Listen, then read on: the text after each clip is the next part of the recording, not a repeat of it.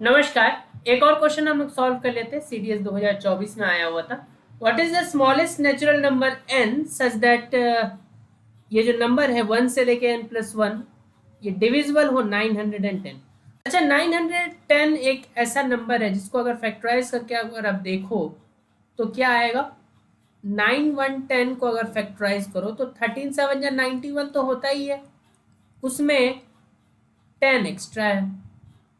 ठीक है, तो अगर डिनोमिनेटर में ये नंबर है तो आपको ये तो पता चल गया कि मिनिमम 13 तक तो जाना ही पड़ेगा। अगर प्रोडक्ट की बात चल रही है तो 1 से लेके 13 तक तो आपको जाना ही पड़ेगा।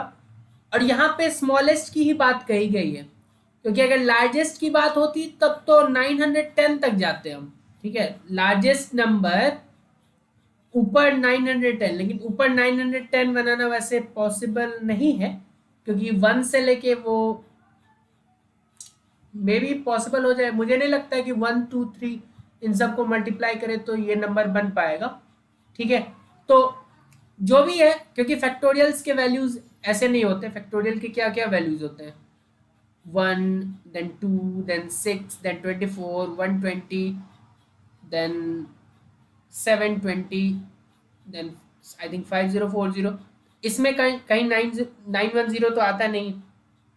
ठीक है, तो what is the smallest natural number पूछा जा रहा है ना। तो स्मॉलेस्ट के लिए आप देखो कि मिनिमम 13 तो आना ही चाहिए ऊपर। ठीक है, और क्योंकि एक ऐसा प्रोडक्ट है जो फैक्टोरियल है, तो अगर 13 आएगा तो उससे छोटा नंबर 7 और 10 अपने आप आ जाएगा। ठीक है, दैट मीन्स मुझे जो चाहिए ऊपर वो होगा 1 से लेके यहाँ पे बीच में कहीं 7 आएगा एंड देन 10 आएगा एंड देन 13 तक का प्रोडक्ट चाहिए, ताकि ये नीचे में 13 × 7 × 10 कट जाए और ये नंबर डिविजिबल हो जाए। ठीक है,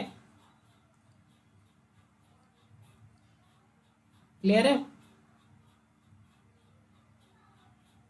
अदरवाइज अगर लार्जेस्ट वैल्यू पूछता ना तो 13 से ऊपर कोई भी वैल्यू हो जाता, क्योंकि 13 से ऊपर अगर प्रोडक्ट लेते जैसे 14 फैक्टोरियल हो गया और उससे आगे जो भी हो गया, तो 14 फैक्टोरियल में 10 7 और 13 तो आएगा ही ना।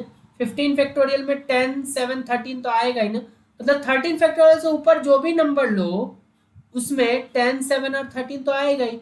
तो वो तो चले जाएगा इन्फिनाइट तक लार्जेस्ट नंबर अगर पूछा जाए। लेकिन स्मॉलेस्ट अगर पूछा है कम से कम क्या चाहिए, तो कम से कम 13 यहाँ पे चाहिए।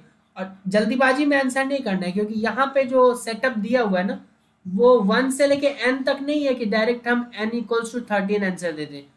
उस सेटअप में है हमारे पास 1 से लेके n+1 तक। ठीक है, n+1 की क्या वैल्यू होनी चाहिए, दैट शुड बी 13। इससे n की वैल्यू होनी चाहिए 12। ठीक है,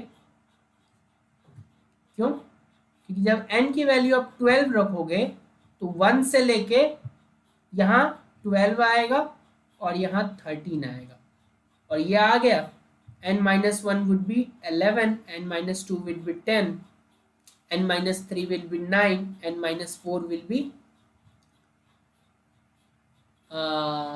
8 और देन 7। तो 7 मिल गया, 10 मिल गया और 13 मिल गया। तो हमें बेसिकली n की वैल्यू पूछी जा रही थी। n की वैल्यू क्या लेनी है, 12।